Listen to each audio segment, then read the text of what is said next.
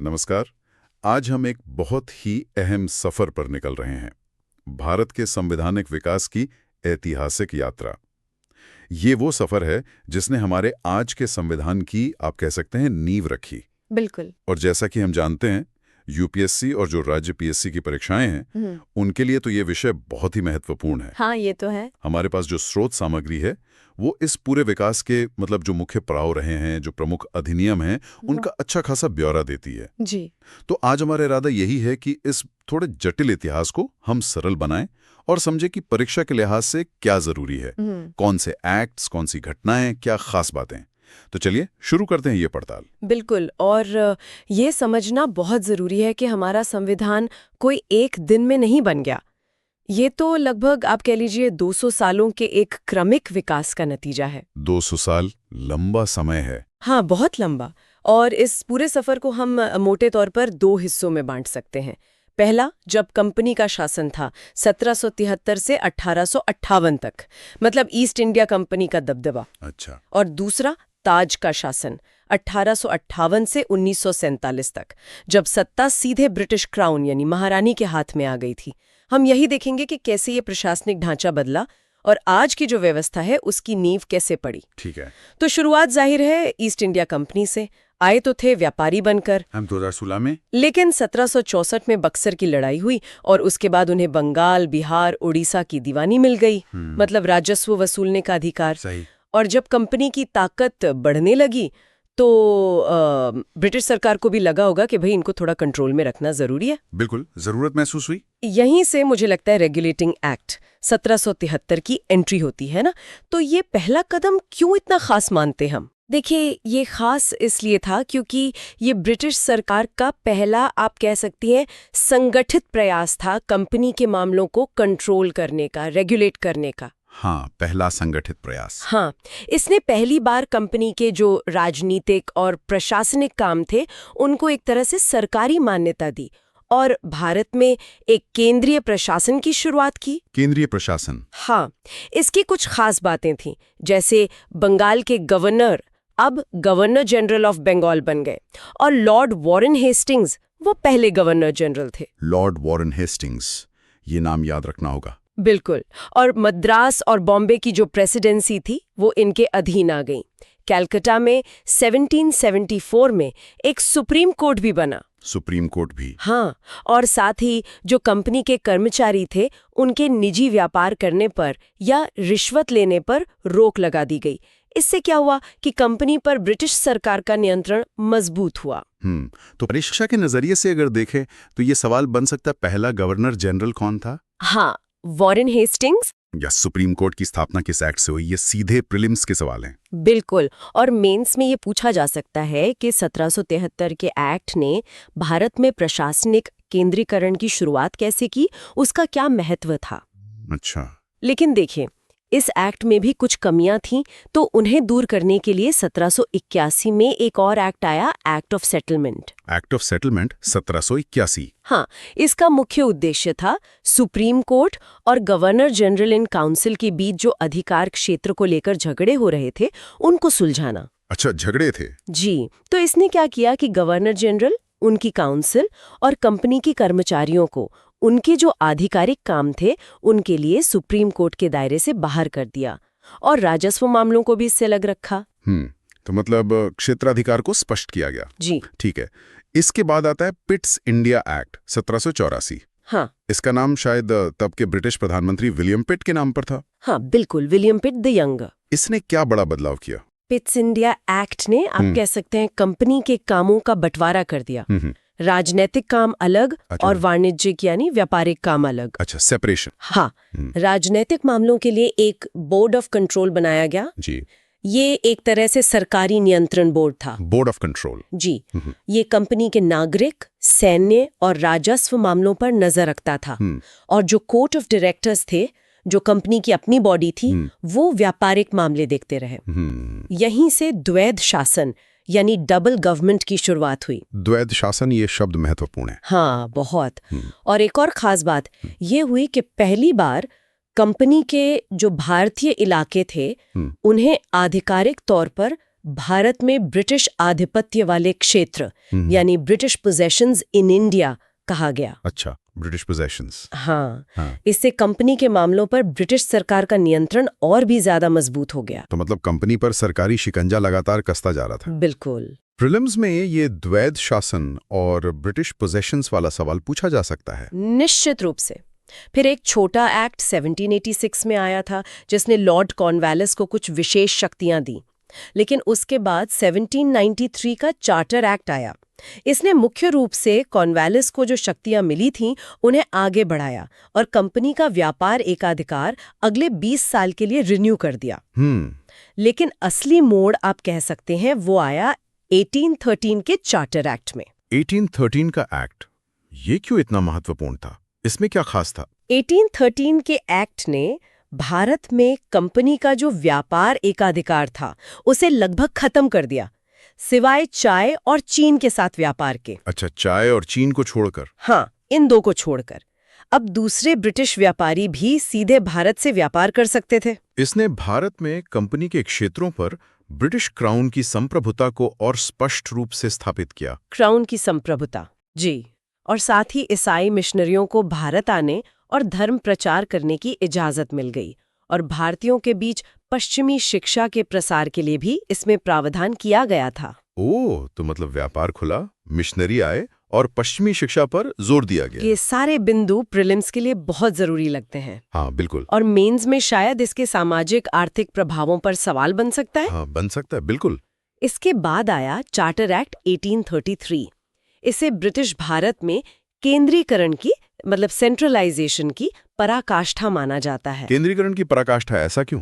ऐसा इसलिए क्योंकि इसने बंगाल के गवर्नर जनरल को भारत का गवर्नर जनरल बना दिया और लॉर्ड विलियम बेंटिक पहले भारत के गवर्नर जनरल बने। लॉर्ड विलियम बेंटिक भारत के पहले गवर्नर जनरल? हाँ, सारी नागरिक और सैन्य शक्तियां इनमें निहित कर दी गईं। बॉम्बे और मद्रास के गवर्नरों की जो कानून बनाने की शक्ति थी वो छीन ली गई। अब पूरे ब्रिटिश भारत के लिए कानून बनाने का अधिकार सिर्फ भारत के गवर्नर जनरल को मिल गया। यानी सारी विधायी शक्ति एक जगह केंद्रित हो गई। बिल्कुल। और सबसे बड़ा बदलाव शायद ये हुआ कि ईस्ट इंडिया कंपनी की जो व्यापारिक गतिविधियां थीं वो पूरी तरह खत्म कर दी गई। अब वो सिर्फ एक प्रशासनिक निकाय बन गई। सिर्फ प्रशासनिक? व्यापार खत्म? हाँ, व्यापार खत्म।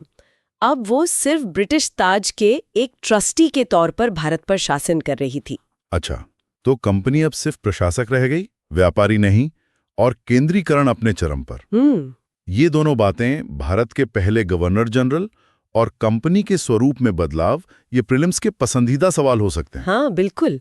इसी एक्ट में सिविल सेवकों के लिए खुली प्रतियोगिता शुरू करने की कोशिश भी हुई थी, पर वो कोर्ट ऑफ डायरेक्टर्स के विरोध के कारण लागू नहीं हो पाई। अच्छा, कोशिश हुई पर सफल नहीं हुई। हाँ, वो सपना साकार हुआ अगले चार्टर एक्ट में, यानी चार्टर एक्ट 1853 में। 1853 का एक्ट? जी। इस एक्ट ने पहली बार गवर्नर जनरल की परिषद के विधायी यानी कानून बनाने वाले और कार्यकारी यानी लागू करने वाले कामों को अलग अलग कर दिया। लेजिस्लेटिव और एग्जीक्यूटिव फंक्शंस अलग? बिल्कुल। एक अलग भारतीय केंद्रीय विधान परिषद बनाई गई। इसे इंडियन लेजिस्लेटिव काउंसिल कहा गया। इसने एक तरह से छोटी संसद की तरह काम करना शुरू किया। मिनी पार्लियामेंट जैसा? हाँ, कह सकते हैं। और यहीं से सिविल सेवाओं के लिए खुली प्रतियोगिता प्रणाली शुरू हुई और इसके लिए 1854 में मैकाले समिति बनी थी। मैकाले समिति 1854? जी। और खास बात ये कि ये प्रतियोगिता भारतीयों के लिए भी खोल दी गई और इसी एक्ट में पहली बार विधान परिषद में स्थानीय प्रतिनिधित्व भी शामिल किया गया। मद्रास, बॉम्बे, बंगाल और आगरा से सदस्य लिए गए। तो 1853 एक्ट ने विधायिका की नींव डाली, सिविल सेवा को भारतीयों के लिए खोला और स्थानीय प्रतिनिधित्व भी शुरू किया। ये तो प्रतिनिधि संस्थाओं की दिशा में एक बहुत अहम कदम था। हाँ, बिल्कुल। लेकिन फिर 1857 का विद्रोह हुआ। उसने तो सब कुछ बदल दिया। सही कहा। 1857 का विद्रोह एक बहुत बड़ा टर्निंग पॉइंट था। उसके बाद ब्रिटिश संसद ने भारत सरकार अधिनियम 1858 पारित किया। इसे भारत के बेहतर शासन के लिए अधिनियम act for the good government of India भी कहा गया। बेहतर शासन के लिए? हाँ, उनका तो यही कहना था। इस एक्ट ने ईस्ट इंडिया कंपनी का शासन पूरी तरह खत्म कर दिया और भारत का शासन सीधे ब्रिटिश महारानी विक्टोरिया के हाथों में सौंप दिया। कंपनी राज खत्म, क्राउन राज शुरू। बिल्कुल। गवर्नर जनरल का पदनाम बदलकर अब वॉइसरॉय कर दिया गया। वॉइसरॉय सीधे क्राउन का प्रतिनिधि होता था और लॉर्ड कैनिंग पहले वॉइसरॉय बने। लॉर्ड कैनिंग पहले वॉइसरॉय? हाँ, और वो जो पिट्स इंडिया एक्ट वाली द्वैध शासन प्रणाली थी, बोर्ड ऑफ कंट्रोल और कोर्ट ऑफ डायरेक्टर्स, वो खत्म कर दी गई। द्वैध शासन भी खत्म? जी, एक नया पद बनाया गया, भारत का राज्य सचिव, secretary of state for India. ये ब्रिटिश कैबिनेट का सदस्य होता था और भारतीय प्रशासन के लिए ब्रिटिश संसद के प्रति जवाबदेह था। Secretary of state for India. हाँ। उसकी मदद के लिए 15 सदस्यों की एक भारत परिषद बनाई गई, जो एक सलाहकार निकाय थी। अच्छा, तो सत्ता का पूरा हस्तांतरण कंपनी से क्राउन को हो गया। पहला वॉइसरॉय कौन था, द्वैध शासन कब खत्म हुआ, राज्य सचिव का पद कब बना, ये सब प्रीलिम्स के लिए जरूरी है। हाँ, बिल्कुल।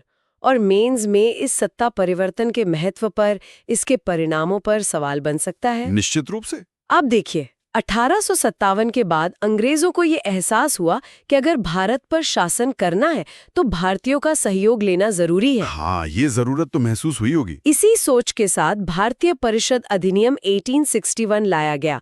ये कानून बनाने की प्रक्रिया में, यानी लेजिस्लेटिव प्रोसेस में, भारतीयों को शामिल करने की दिशा में पहला कदम था। पहला कदम कैसे? वायसराय अपनी विधान परिषद में कुछ भारतीयों को गैर सरकारी सदस्य यानी नॉन ऑफिशियल मेंबर्स के तौर पे नामित कर सकता था, नॉमिनेट कर सकता था। हाँ। और लॉर्ड कैनिंग ने 1862 में 3 भारतीयों को नामित किया भी था, बनारस के राजा, पटियाला के महाराजा और सर दिनकर राव। अच्छा, तो भारतीयों को विधायी प्रक्रिया से जोड़ने की ये शुरुआत थी? हाँ, शुरुआत थी। और साथ ही विकेंद्रीकरण यानी डिसेंट्रलाइजेशन की प्रक्रिया भी शुरू हुई। बॉम्बे और मद्रास प्रेसिडेंसी को कानून बनाने की शक्तियां वापस दी गईं, जो 1833 के एक्ट में छीन ली गई थीं। ओह, तो शक्तियां वापस मिली? जी, इसी एक्ट ने वाइसराय को पोर्टफोलियो प्रणाली लागू करने का अधिकार दिया। मतलब काउंसिल के हर सदस्य को एक या ज्यादा विभाग सौंप दिए जाते थे, जिसका वो प्रमुख होता था। पोर्टफोलियो सिस्टम जैसे आज होता है? हाँ, उसकी शुरुआत यहीं से हुई और वाइसराय को आपातकाल में अध्यादेश यानी ऑर्डिनेंस जारी करने की शक्ति भी मिली। ये सब प्रीलिम्स के लिए महत्वपूर्ण है। गैर सरकारी सदस्य, विकेंद्रीकरण की शुरुआत, पोर्टफोलियो सिस्टम, अध्यादेश शक्ति। ठीक है।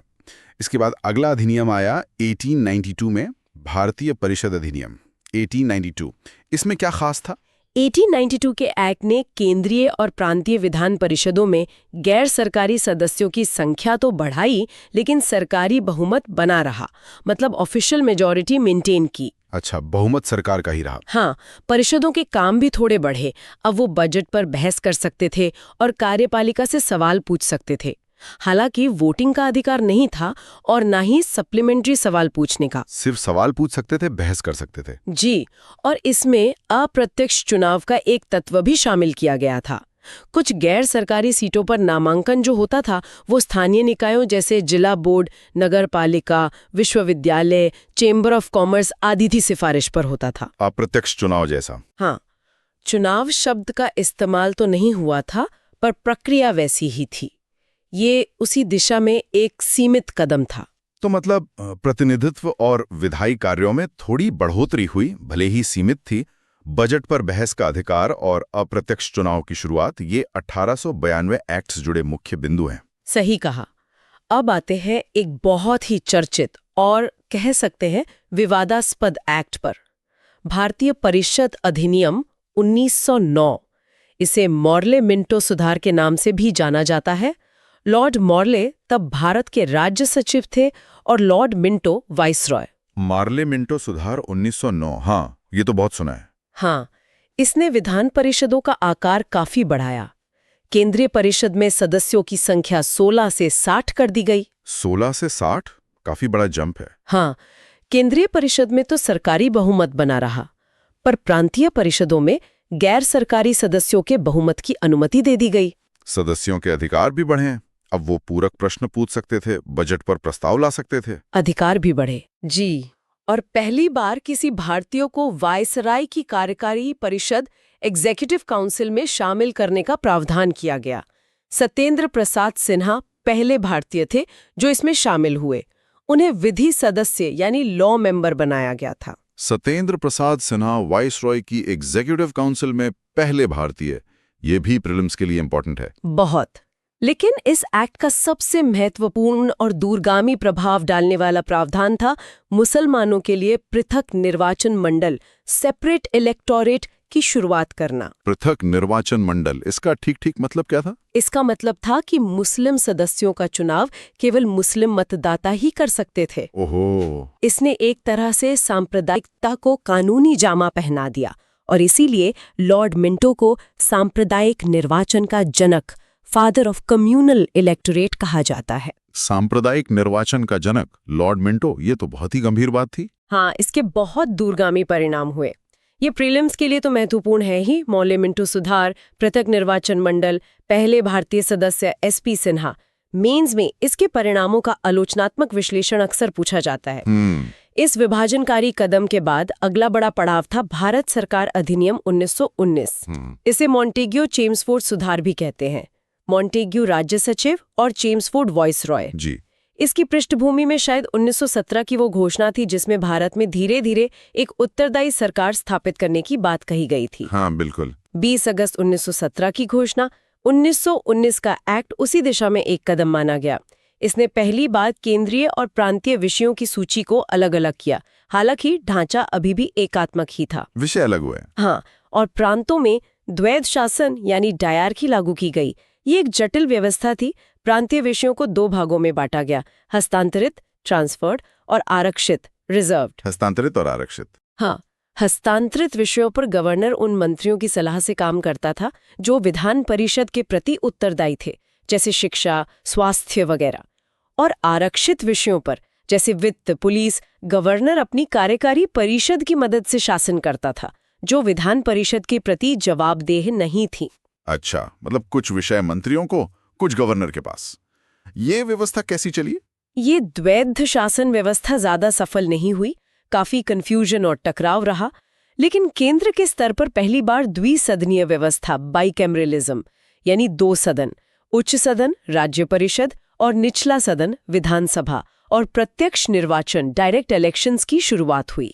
केंद्र में 2 सदन और डायरेक्ट इलेक्शन, ये तो बड़े बदलाव थे। हाँ, हालांकि वोट देने का अधिकार बहुत सीमित था, संपत्ति, कर या शिक्षा के आधार पर। और क्या हुआ इस एक्ट में? वायसराय की कार्यकारी परिषद में भारतीयों की संख्या बढ़ाई गई।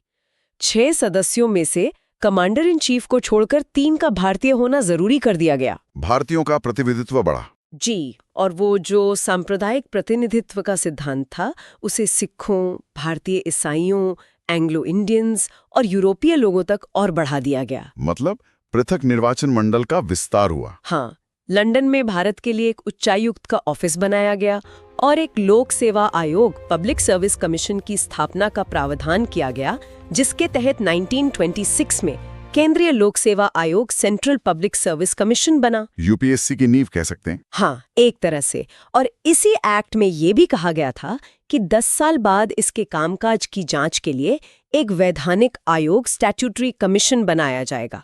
और वही आयोग साइमन कमीशन बना, जो समय से पहले आ गया था। बिल्कुल, 1927 में ही आ गया, और क्योंकि उसमें कोई भारतीय सदस्य नहीं था, उसका जबरदस्त विरोध हुआ। हाँ, साइमन गो बैक के नारे लगे थे। जी, फिर गोलमेज सम्मेलन हुए, सांप्रदायिक पंचाट आया, पूना पैक्ट हुआ। इन सब घटनाओं और विचार विमर्श के बाद जो अगला सबसे महत्वपूर्ण अधिनियम आया, वो था भारत सरकार अधिनियम 1935। भारत सरकार अधिनियम 1935। हाँ, इसे तो भारतीय संविधान का एक तरह से ब्लूप्रिंट भी कहा जाता है। हाँ, बिल्कुल। ये एक बहुत ही लंबा और विस्तृत दस्तावेज था। हमारे वर्तमान संविधान पर इसका गहरा असर है। इसने एक अखिल भारतीय संघ बनाने का प्रस्ताव रखा। इसमें ब्रिटिश प्रांतों और रियासतों को इकाइयों के रूप में शामिल होना था। अखिल भारतीय संघ। हाँ, शक्तियों को केंद्र और इकाइयों के बीच 3 सूचियों में बांटा गया: संघीय सूची, प्रांतीय सूची और समवर्ती सूची, जैसे आज है। अवशिष्ट शक्तियां वाइसरॉय को दी गईं। तो ये संघ बन पाया था? नहीं, ये संघ कभी अस्तित्व में नहीं आ पाया क्योंकि रियासतें इसमें शामिल नहीं हुईं। अच्छा, रियासतें नहीं मानी। लेकिन प्रांतों के स्तर पर तो बड़ा बदलाव हुआ था शायद। हाँ, सबसे महत्वपूर्ण बदलाव प्रांतों में हुआ। प्रांतों में द्वैध शासन खत्म कर दिया गया और प्रांतीय स्वायत्तता, प्रोविंशियल ऑटोनॉमी, लागू की गई। प्रांतीय स्वायत्ता। हाँ, प्रांत अब अपने परिभाषित क्षेत्रों में प्रशासन की स्वायत्त इकाइयां बन गए और प्रांतों में उत्तरदायी सरकारें शुरू हुईं। मतलब गवर्नर को अब प्रांतीय विधायिका के प्रति उत्तरदायी मंत्रियों की सलाह पर काम करना आवश्यक था। ये 1937 में लागू हुआ। हालांकि 1939 में द्वितीय विश्व युद्ध शुरू होने पर कांग्रेस मंत्रिमंडलों ने इस्तीफा दे दिया था। तो प्रांतों में ऑटोनॉमी आई। केंद्र का क्या हुआ? केंद्र में द्वैध शासन अपनाने का प्रावधान किया गया था, संघीय विषयों को आरक्षित और हस्तांतरित में बांटकर। लेकिन जैसा मैंने कहा, संघ ही नहीं बना तो ये प्रावधान भी लागू नहीं हुआ। अच्छा, और क्या था 1935 एक्ट में? 11 में से 6 प्रांतों में द्विसदनीय व्यवस्था शुरू की गई। दलित वर्गों, अनुसूचित जातियों, महिलाओं और मजदूरों के लिए पृथक निर्वाचन मंडल का और विस्तार किया गया। ओहो, पृथक निर्वाचन का और विस्तार। जी, 1858 में जो भारत परिषद काउंसिल ऑफ इंडिया बनी थी, उसे समाप्त कर दिया गया। मताधिकार का विस्तार किया गया। अब लगभग 10% आबादी को वोट का अधिकार मिला। 10%? हाँ, और इसी एक्ट के तहत भारतीय रिजर्व बैंक (आरबीआई) की स्थापना का प्रावधान हुआ। आरबीआई की स्थापना? जी, और एक संघीय न्यायालय फेडरल कोर्ट की स्थापना का भी प्रावधान था, जो 1937 में स्थापित हुआ। लोक सेवा आयोगों का भी विस्तार हुआ। संघीय लोक सेवा आयोग फेडरल पीएससी, प्रांतीय लोक सेवा आयोग प्रोविंशियल पीएससी और 2 या अधिक प्रांतों के लिए संयुक्त लोक सेवा आयोग जॉइंट पीएससी का प्रावधान किया गया। तो प्रांतीय स्वायत्ता, आरबीआई, फेडरल कोर्ट, शक्तियों का विभाजन, ये 3 सूचियां, ये सब 1935 एक्ट की देन है और हमारे आज के संविधान पर भी इनका बहुत गहरा असर दिखता है। ये तो परीक्षा के लिए बहुत ही ज्यादा महत्वपूर्ण है। निश्चित रूप से प्रीलिम्स और मेंस दोनों के लिए। खासकर प्रांतीय स्वायत्ता का महत्व और संघ क्यों नहीं बन पाया, इसके कारण समझना जरूरी है। द्वितीय विश्व युद्ध के बाद माहौल बदल चुका था। ब्रिटेन में लेबर पार्टी की सरकार आई, एटली प्रधानमंत्री बने। हाँ, उन्होंने जून 1948 तक भारत छोड़ने की घोषणा कर दी थी। फिर लॉर्ड माउंटबैटन वायसरॉय बनकर आए और उन्होंने विभाजन की योजना पेश की, जिसे माउंटबैटन प्लान कहते हैं। जी, उसी आधार पर यह एक्ट बना। बिल्कुल। भारतीय स्वतंत्रता अधिनियम 1947 ने भारत में ब्रिटिश राज का अंत कर दिया और 15 अगस्त 1947 को भारत को एक स्वतंत्र और संप्रभु राष्ट्र घोषित किया। आजादी। हाँ, इसने देश का विभाजन कर 2 स्वतंत्र डोमिनियन, भारत और पाकिस्तान का निर्माण किया। वाइसरॉय का पद समाप्त कर दिया गया और दोनों डोमिनियन के लिए गवर्नर जनरल का पद बनाया गया। ब्रिटिश सरकार को उनकी नियुक्ति डोमिनियन कैबिनेट की सलाह पर करनी थी। अच्छा। लॉर्ड माउंटबैटन नए डोमिनियन भारत के पहले गवर्नर जनरल बने और उन्होंने जवाहरलाल नेहरू को भारत के पहले प्रधानमंत्री के रूप में शपथ दिलाई। दोनों देशों की जो संविधान सभाएं थीं, उन्हें अपने अपने देश के लिए संविधान बनाने और ब्रिटिश संसद द्वारा पारित किसी भी कानून को, यहाँ तक कि इस स्वतंत्रता अधिनियम को भी निरस्त करने की पूरी शक्ति दे दी गई। पूरी शक्ति संविधान सभाओं को? जी, जब तक नया संविधान नहीं बन जाता, तब तक संविधान सभाएं ही अपने अपने क्षेत्रों के लिए कानून बना सकती थीं। ब्रिटिश संसद का कोई भी अधिनियम तब तक लागू नहीं होना था जब तक डोमिनियन विधानमंडलों से कानून के रूप में अपना न ले। और रियासतों का क्या हुआ?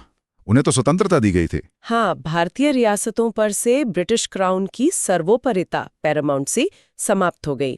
उन्हें ये स्वतंत्रता दी गई कि वो भारत या पाकिस्तान में शामिल हों या फिर स्वतंत्र रहें। ये तो बड़ी चुनौती थी। बिल्कुल। भारत के राज्य सचिव का पद भी समाप्त कर दिया गया और उसके कार्य राष्ट्रमंडल मामलों के राज्य सचिव को हस्तांतरित कर दिए गए। संक्षेप में कहें तो सत्ता पूरी तरह से 2 नई डोमिनियन सरकारों को सौंप दी गई। तो ये थी वो लंबी और कह सकते हैं उतार चढ़ाव भरी यात्रा, ईस्ट इंडिया कंपनी के रेगुलेशन से शुरू होकर भारत की पूर्ण स्वतंत्रता तक। इस पूरी कहानी का, इस पूरे विकासक्रम का सार क्या है? हमारे परीक्षार्थियों के लिए इसका क्या महत्व है? देखिए, सार ये है कि भारत का संविधान अचानक से प्रकट नहीं हुआ। ये कोई एक दिन की उपज नहीं है। ये लगभग 2 सदियों के अनुभवों, प्रयोगों, संघर्षों और सुधारों का एक क्रमिक परिणाम है। क्रमिक विकास। हाँ, ब्रिटिश काल के इन अधिनियमों ने, चाहे उनकी मंशा कुछ भी रही हो, धीरे धीरे उन प्रशासनिक और विधायी संरचनाओं को जन्म दिया जिन्होंने स्वतंत्र भारत के संविधान के लिए एक आधार, एक ढांचा तैयार किया। हमारी संसदीय प्रणाली, कानून बनाने की प्रक्रिया, केंद्र राज्य संबंधों का आधार, शक्तियों का बंटवारा, इन सब की जड़ें कहीं न कहीं इसी ऐतिहासिक विकास में मिलती हैं। तो यूपीएससी और पीएससी के परीक्षार्थियों के लिए इस विकास क्रम को समझना सिर्फ सिलेबस का हिस्सा पूरा करना नहीं है, बल्कि ये उन्हें हमारी वर्तमान राज्य व्यवस्था की गहरी समझ भी देता है। ये बताता है कि हम आज जहां हैं वहां तक कैसे पहुंचे। बिल्कुल। ये इतिहास हमें दिखाता है कि चीजें कैसे धीरे धीरे विकसित हुईं, कैसे एक एक्ट की कमियों को दूसरे ने दूर करने की कोशिश की, कैसे धीरे धीरे प्रतिनिधित्व बढ़ा, कैसे सत्ता का हस्तांतरण हुआ। हाँ, और इसी विकास क्रम को देखते हुए एक सवाल आखिर में मन में आता है, सिर्फ सोचने के लिए। जी। ये सोचने वाली बात है कि अगर 1935 के एक्ट के तहत वो जो अखिल भारतीय महासंघ का प्रस्ताव था, अगर वो वाकई बन गया होता, अगर रियासतें उसमें शामिल हो जाती, तो 1947 में सत्ता का हस्तांतरण और शायद आज का जो भारत का स्वरूप है वो कितना अलग होता। ये वाकई सोचने वाली बात है। इतिहास की एक वैकल्पिक संभावना। हाँ, एक ऐसा सवाल है जो हमें इस पूरी कहानी से मिले तथ्यों से आगे जाकर सोचने पर मजबूर करता है।